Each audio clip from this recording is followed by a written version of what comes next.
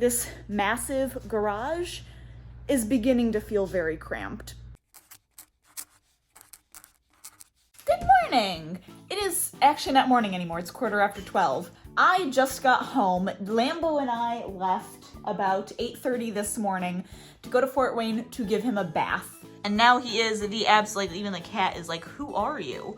He is the absolute fluffiest, softest little pup on the face of the planet currently. I stopped on our way home. Oh, that was free. On our way home, I stopped at PetSmart and we both went in because I had to get some new blades because the one I have are just very, very dull for clipping.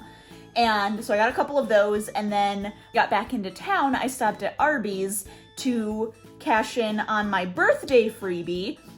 That's not really a freebie, but kind of a freebie, like you still have to buy something. So Arby's has it where if you buy a sandwich at full price, you get a small curly fry and a small shake completely free. So all of that, I got the full chicken sandwich, a whole thing of curly fries, and a Jamocha shake for like $5. So that's pretty fantastic. And the offer was good for 2 months after my birthday. So I've only passed up, I was starting to come up on it. It's about a month and a half.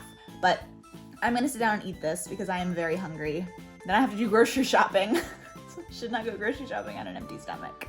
All right, you are joining me in the garage this afternoon because I was coming home from doing grocery shopping and then dropping Dan off at work, and it is beginning to frustrate me a lot how cluttered this garage is getting.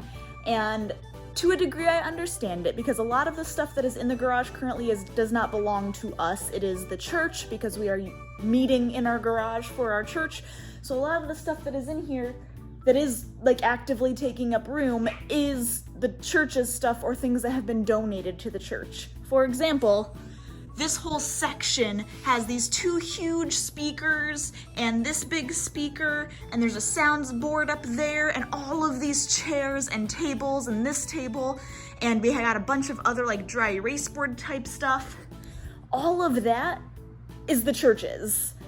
So that whole section is all stuff that we use for the church or are going to use for the church very soon. So I understand that it's all here, but this 2.5 car garage, like this massive garage, is beginning to feel very cramped because of how much stuff is in here.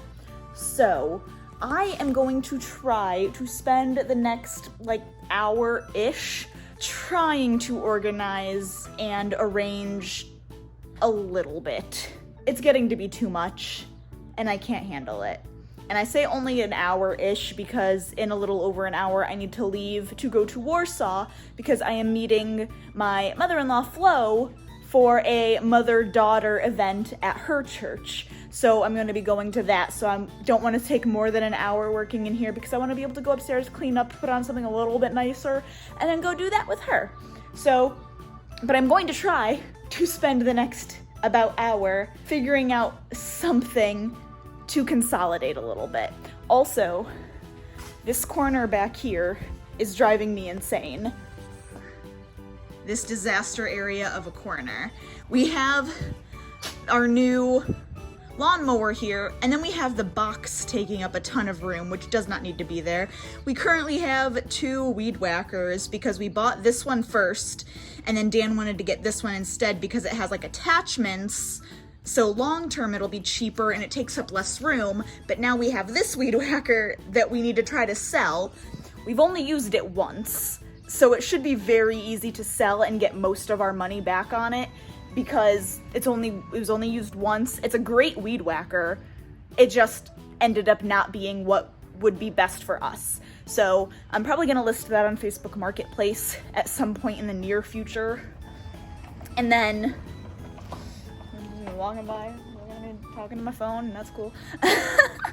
And then also we have this big gas grill that's right here that Dan and I, that was left here from the previous owners, and Dan and I pulled it out the other day because we're like, hey, if it works and it's like good, we might as well use it and then have a gas grill so we don't have to burn through so much charcoal if we're not cooking that much on the grill because we like to grill a lot. And so we pulled it out and it's I mean, nothing against the previous owners, but this grill was disgusting. It obviously had not been cleaned, potentially ever.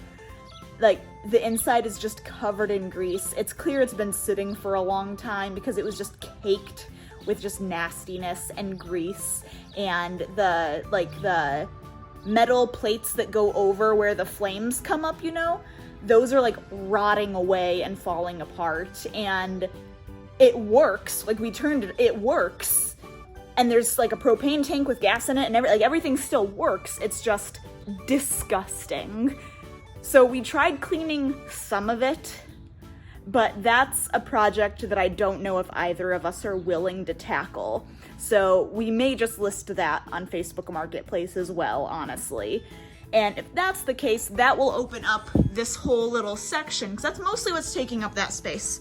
And like right there, that's a good like 2.5 foot or so right there. So that's a lot of space that will open up. Hopefully then, we do want to buy a deep freeze. Not a big one, but a decent size, because the freezer on this fridge that's here, that again was left by the previous owners, the freezer is not reliable. It does not work super well, so we've been using the fridge part of it, which does work fine, and we've been utilizing that, but we really need the extra freezer space, so we're thinking about buying a deep freeze. So we might be doing that, and if we do, that will go there. I'm going to spend a little bit of time trying to organize over here some, because it is very messy and it is starting to affect me. All right, it is about 3 days later, but I've come back out to the garage to show you the progress that I made. I don't know if I got any good before pictures. I'll show you those here if I did. So this is the before, but here is the after. So all of the like sound cords and equipment and stuff that was on the floor over there, I put into the horse trough. It is totally dry, don't worry. And then I moved all of the tables to kind of scrunch back over there. I organized other stuff, so it is much more clean. And there's a kraken drawn on the whiteboard. It's just much cleaner and nicer. Dan, I didn't get to this other half at all, but today has been incredibly productive because Dan was off all day today, so we did mowing. Dan mowed the lawn, I weed-eated around everything, and after we got that done, we came in and Dan started slow smoking a pork shoulder for pulled pork sandwiches that we're having for dinner tonight. So he was out here for several hours. He had that slow cooking, and while it was slow cooking and smoking, it was smoking. It was cooking slowly though. While that was going, he started organizing this corner because I had not gotten to it. And again, here's a before, if I took any decent before clip. Here's the after. Look at how amazing that looks. It is so much nicer and neater and clean and just, ugh.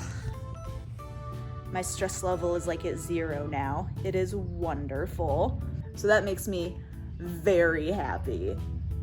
Very, very happy. Because it was starting to like overwhelm me a little bit. So, like I said, we are having pulled pork sandwiches for dinner tonight. The pulled pork is no longer on the smoker, that's just over there cooling off, but it is actually, we put it in the oven now to finish, because after a certain point when you're smoking meat, especially pork, it gets to a point where it starts sweating, which is where the fat on the pork and in the pork starts to actually melt, and that causes the pork to cool down, and then it takes a lot longer for it to cook, and that's referred to as stalling, where the temperature, it's just rising, and then that fat, it gets to a certain heat where the fat starts melting, and the fat cools it off, and it just stops, the temperature stops rising, and it plateaus, and it can plateau for like 2-3 hours, where it just will not go any higher. So what you do to try to prevent that is right before you hit that plateau, usually around like, I think it's 130, 140 degrees Fahrenheit, you take the meat out of the smoker and you wrap it in tin foil, because that is supposed to help hold the heat and stop it from cooling off at all. So we wrapped the meat in tinfoil, and put it back in. But once you wrap it in tinfoil, no more smoke can get to that meat, which is what infuses that smoky flavor into the meat, which is the whole reason for smoking meat. So after we wrapped it in tinfoil to keep it from plateauing and stalling, we put it back in there, and Dan just kept it in the smoker until he smoked through what wood was in the smoker, and we were using all mesquite wood. So I'm very excited to eat this. I'm so excited to eat this. Once that was burnt down enough and the temperature wasn't where it needed to be, then we just brought it into the house and put it in the oven at the same temperature that we had the smoker at, which was like 240 degrees. That is now in the oven, and it's probably gonna cook in the oven for another like hour and a half, 2 hours, but we're not wasting all of our mesquite wood or charcoal or anything that we would be using on the meat in the smoker when it isn't actually doing anything other than providing heat at this point. And now we're just doing it in the oven so we can save all of our materials for future meat smoking opportunities. That is what's going on. Dan and I are probably gonna go to the store because we need to get like buns and a couple other things for supper tonight that we do not currently have. And then we're gonna eat, and it's gonna be delicious. That's about it.